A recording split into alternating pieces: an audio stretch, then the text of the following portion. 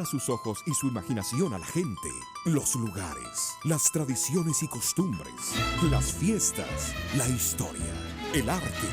Abra su corazón y descubra la cultura milenaria en el universo mágico del México de mis amores.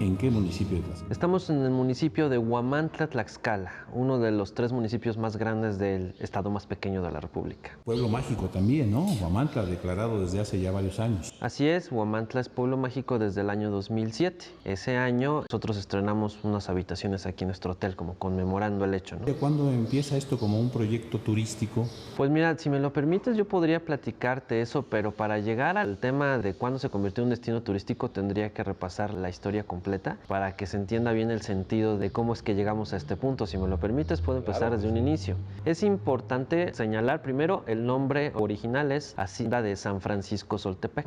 A diferencia de muchas otras haciendas, se remontan al México prehispánico, aunque suene muy jalado, pero es así, sobre todo por el nombre. Y es que Soltepec es un nombre de los nativos de esta región que le pusieron al cerro que está aquí junto a la hacienda, el Cerro de Soltepec. Significa Cerro de Codornices. Es importante señalar que el Cerro de Codornices o Soltepec aparece en el Códice de Huamantla, junto con los otros cerros importantes, desde la Malinche, que es nuestra montaña madre, hasta el Jalapasco y varios otros que están en el valle. Entonces, bueno, ahí es donde está por primera vez la palabra Soltepec, está ahí en los vocablos otomíes. Luego ya viene obviamente la época de la colonia, en la que se dan los cacicazgos, y nosotros logramos rescatar un registro donde vimos quién fue el primer dueño de las tierras de San Francisco Soltepec.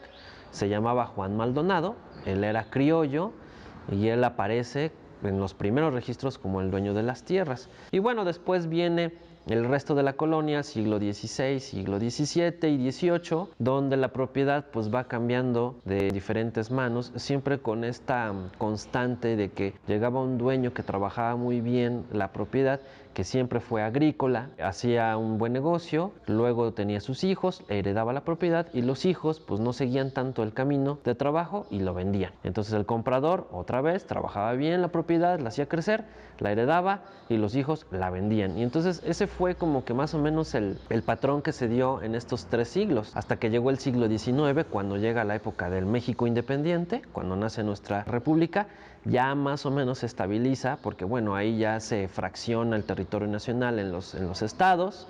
Soltepec queda dentro del estado de Tlaxcala, en lo que es Huamantla. La ciudad de Huamantla fue fundada desde 1534, entonces va de la mano la historia de Soltepec con la historia de Huamantla por el tema del agua.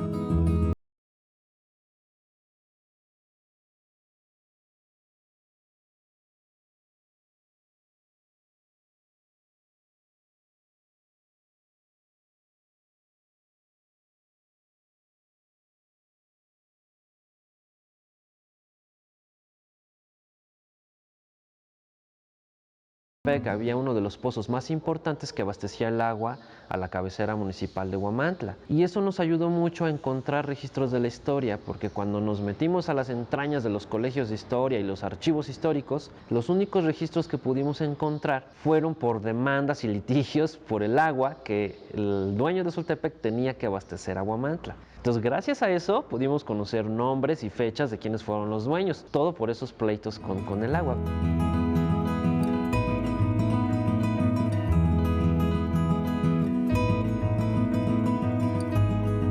La época gloriosa de la Hacienda Soltepec llega obviamente con el México de don Porfirio Díaz, la época porfirista, donde prácticamente el trabajador era esclavizado. Todos los hacendados fueron muy protegidos por el gobierno de don Porfirio, cuando la propiedad la compra un señor que se llamaba Sebastián de Mier y Armendaro. Este señor era poblano y trabajó en el gobierno de don Porfirio Díaz. Llegó a ser ministro del gobierno de don Porfirio y luego va con un sobrino suyo, poblano también, de origen francés, Eduardo Tamariz y Almendaro, un arquitecto muy reconocido de la ciudad de Puebla, y le encarga que diseñe la hacienda de Soltepec. Quedó plasmada la opulencia de estos señores con esta bella fachada que es muy característica, no nada más de Huamantla, sino de todo Tlaxcala. Ya es un ícono de Tlaxcala.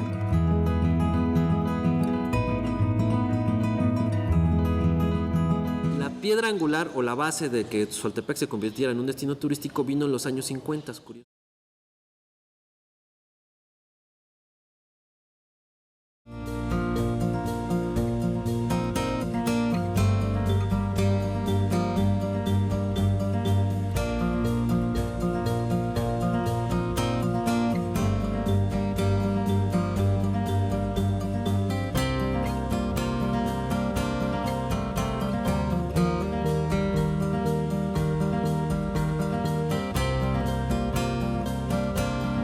¿Y a qué se dedicaba esta hacienda? Bueno, era una hacienda pulquera. Competía con las grandes haciendas productoras de pulque de Hidalgo y del Estado de México. Y bueno, cuando llegó el siglo XX y empezaron todos estos torbellinos revolucionarios, hasta ahí llegó la época de oro de la hacienda Soltepec como productora de pulque y como productora agrícola. Los últimos dueños antes de esta etapa de la revolución fueron la familia Haro, y ellos todavía lograron por ahí heredarla a un par de generaciones, pero obviamente cuando llega la revolución se pierde un poquito en los registros de qué pasó con Soltepec, y hasta mediados de los años 10 se sabe que ya pertenecía al gobierno del estado de Tlaxcala. Y entonces el gobierno ya vende otra vez Soltepec a un particular, y ese particular que la compra era una persona de Sudamérica. Los registros no dicen si era argentino, chileno, uruguayo, pero solo dicen que era de Sudamérica. Y mantuvo aquí como prestanombres o como administrador de la hacienda a una persona que la gente de Huamantla conocía muy bien, que se llamaba José Márquez. Entonces la gente pensaba que don Pepito Márquez era el dueño de Soltepec, y es entonces cuando llega mi bisabuelo y compra la propiedad. Mi bisabuelo, don Ángel Zamora Briones, fue una persona que fue muy trabajadora y en el campo, y a través de la actividad de la agricultura logró hacer pues una importante fortuna. Y esta hacienda la compró pues porque para ese entonces ya su hijo estaba en edad de casarse, ya estaba como que emprendiendo el vuelo, su hijo mayor, don José Zamora, y entonces don Ángel decide comprar la propiedad. Y en esas negociaciones con don Pepe Márquez se dan cuenta que don Pepito Márquez en realidad era el prestanombres del dueño original. Para no hacerles más largo el cuento, mi bisabuelo, don Ángel Zamora, compra Soltepec y de inmediato se la otorga a su hijo, a don Pepe Zamora, prácticamente como un regalo de bodas, por así decirlo, porque fue una manera de decirle, pues mijo, aquí está tu hacienda, trabájala y ya tienes ahí tu sustento para el resto de tu vida.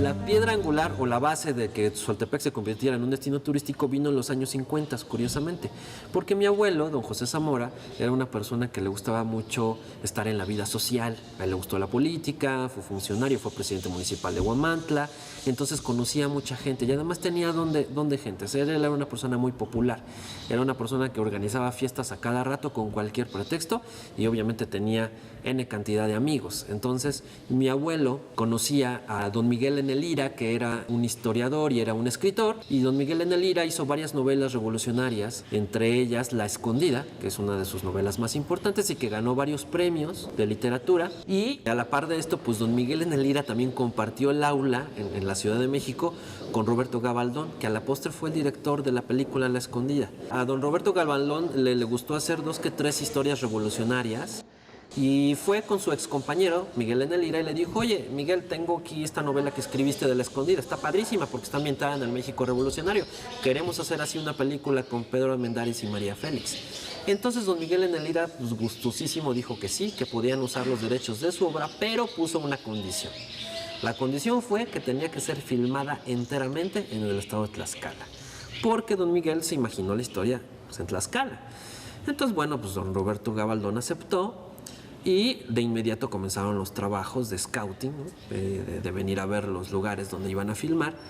Y a través de mi abuelo, que conocía a muchas personas, fue que llegó la productora a ver Soltepec. Y pues de inmediato decidieron que aquí se iba a grabar gran parte de la película, pues por la belleza de la hacienda, porque en aquel entonces todavía no pasaba la carretera por aquí. Entonces se podía retratar de manera muy fiel la onda esta del México revolucionario. Entonces en 1955 se llevó a cabo la filmación. Yo les recomiendo que vean la película porque es realmente una producción muy buena. Se estrenó en el cine en el 56 y cuando eso sucedió fue en blanco y negro, pero después, cuando la película fue reestrenada y llevada a la pantalla chica, a la televisión, se le aplicó la técnica del Technicolor y es una de las pocas películas de María Félix de esa época que podemos ver hoy a colores. Pero en realidad cuando se estrenó en el cine era en blanco y negro. Fue todo un hito para la historia de Huamantla porque pues una producción de ese tamaño en el México de los 50, donde el cine era toda una industria, fue algo maravilloso para la gente de Huamantla. La mayoría salieron de extras y lo que marcó leyenda fue que María Félix se quedó a dormir en esta hacienda, en la habitación que hoy lleva su nombre. Era la habitación de mi abuela, pero bueno, pues por cuestiones comerciales y turísticas la renombramos como la habitación María Félix. Y en efecto, ahí durante un mes ella pernoctó. Se le tuvo que hacer un baño a la habitación porque no tenía baño. Entonces hubo que hacerse el baño para que ella aceptara quedarse aquí y un montón de cosas más que pidió la doña.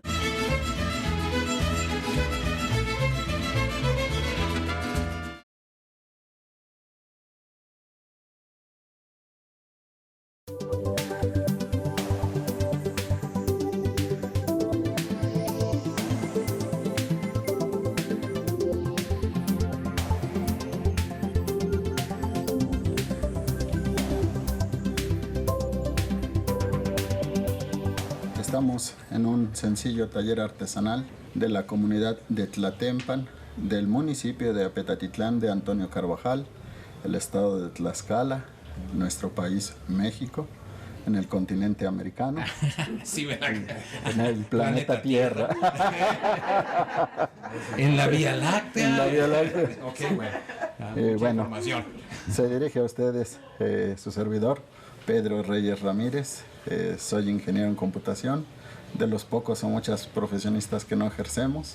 Sin embargo, bueno, nos dedicamos por herencia familiar a una tradición artesanal que es la elaboración o la talla de máscaras de madera a mano, exclusivamente con gurbias, con pies de cabra y utilizando pues la fórmula que desde en vida de nuestro abuelo, don Carlos Reyes Acolsi, es el que nos enseñó esta bonita tradición y que a la fecha pues enaltece no nada más a nuestro Tlatempan, a nuestro municipio, donde quiera que se ve uno de estos rostros tallados a mano en madera, bueno, es parte de la esencia o de la cultura o de la riqueza cultural que aporta nuestro municipio, nuestro estado, a nuestro país y a las fronteras a las que ha logrado trascender. Muy bien, muy bonito. ¿Son estas máscaras que se usan en el famoso carnaval? Es el uso principal. Es el uso principal. Pero tomando en cuenta la calidad, el gusto, la decoración, el tipo de trabajo que se sabe hacer, tomando en cuenta que todo es a mano, tanto la talla, el vaciado, el pulido, el pintado es a pincel. Si hablamos de 200 tipos de máscaras que puede haber desde Baja California hasta Cancún, por la calidad le digo, actualmente son una de las máscaras más representativas de nuestra República Mexicana. El uso principal, bueno, es el carnaval. A diferencia de los otros tipos, esta está esmaltada por todos lados. ¿Para qué? Para que tomando en cuenta el uso, la máscara no se maltrate con la humedad o con el sudor. Y la característica muy importante es esta. Mueven los ojos. Sí, que la gracia del danzante al bailar y al lucir esta pieza, bueno, pues le da ese plus dentro de lo más representativo de nuestro carnaval. ¿Y cuánto, maestro, le toma hacer una obra de arte de estas desde su inicio en este bloque, que me imagino que es como le llegan? Exactamente, Vale. de cuenta que nosotros compramos la viga, hacemos el corte tomando en cuenta que fuera para una máscara barbona, 23 centímetros de alto, 18 centímetros de ancho, 13 centímetros de alto. Empezamos a destroncar con hachazuela, ¿para qué? Para quitar las esquinas y aprovechar la hebra de la madera para el destronque. Una vez que ya empezamos a destroncar, bueno, con formón, martillo, gurbia, empezamos a destroncar, pero sin perder nuestro eje de simetría. ¿Por qué? Porque con trazos a compás nosotros podemos ir sacando un rostro lo más simétricamente exacto posible. Es la parte medular de nuestro trabajo, la talla, la definición de un rostro como tal. Y tomando en cuenta que va a ser para portar, bueno, pues hay que vaciarlo. Y hay que calcular el tamaño Exactamente. de la cara, ¿no? Groseramente les decimos a los clientes, tenemos que verles la cara para ver qué tenemos que hacer con su máscara. ¿Por qué? Porque en ese trozo tenemos que plasmar su gusto personal. Ya que están mandando a hacer una pieza, bueno, a lo mejor quieren una barba grande, una barba corta, un bigote unido a la barba, puede ser un bigote separado de la barba, puede ser una barba redonda, tallada, calada, peleteada, vaya. El cabello escorrido, que lleve entradas en el cabello, como este el caso, la entrada izquierda y peinada hacia el lado izquierdo. ¿Ah? Pues, Entonces los gustos son muchos, que lleve un bigote abundante, que lleve un bigote corto, que no lo lleve, que lleve hoyitos, que lleve barba partida, que no la lleve, vaya. O sea, en lunar cuestión de o sin madera, lunar. el lunar, sin lunar, el diente de oro, o sea, son características. El color de los ojos puede ser verde, azul, café, miren, ahí tenemos unas muestras. Todo lo que hacemos aquí, hasta los alambritos para el movimiento, los párpados, si podemos observar, también es madera. Entonces, aquí nos entretenemos a ratitos jugando para que todo sea lo más artesanal y lógicamente preservando o conservando la fórmula que dio resultado desde en vida de nuestro abuelo don Carlos Reyes. Pero esa máscara la portó el presidente de los Estados Unidos en su visita a Tlaxcala. Tanto él como su esposa Hillary, ella también portó una máscara y esa fotografía en cuestión de horas dio la vuelta al mundo.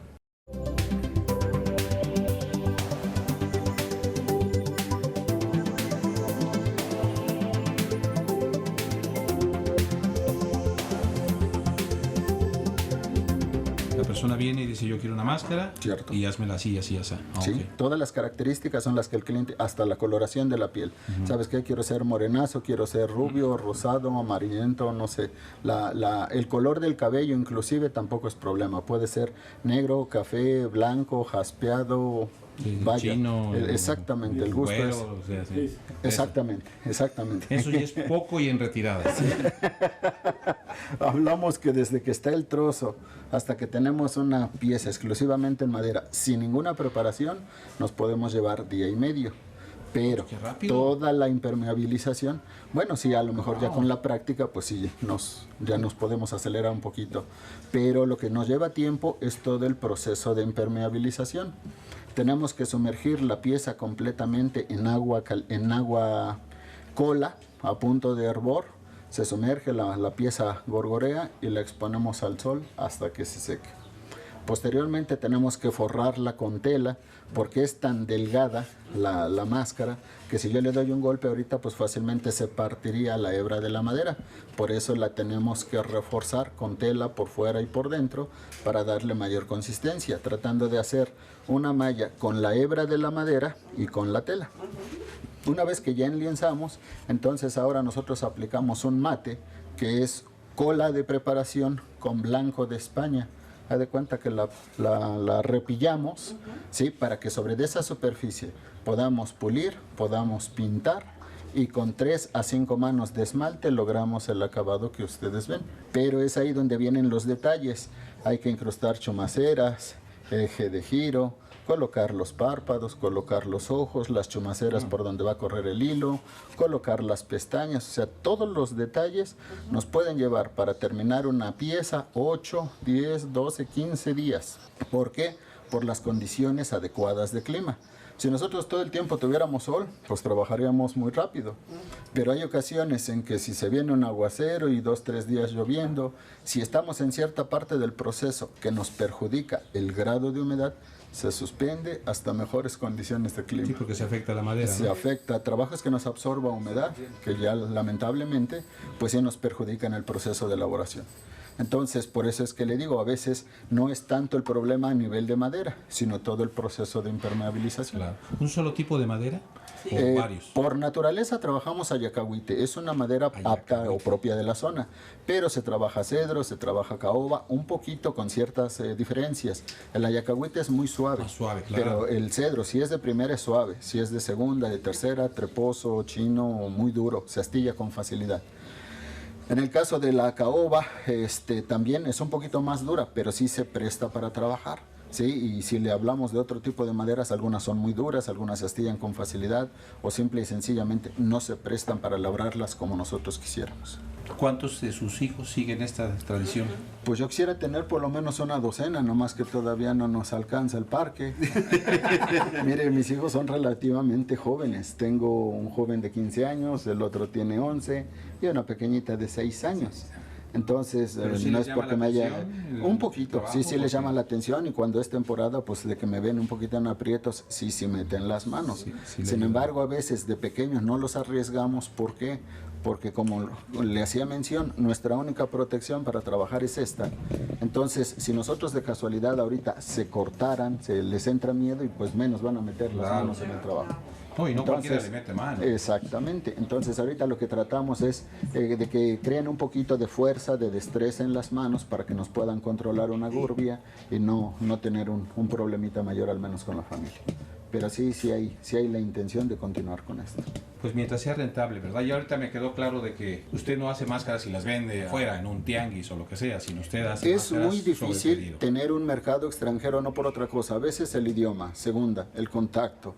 A veces con las pocas casas de artesanías que hay en El Paso, por decir, ¿saben qué? Hay que mandar la artesanía y tan pronto se realiza bien el pago y así como que, bueno, para nosotros no es tan rentable como quisiéramos.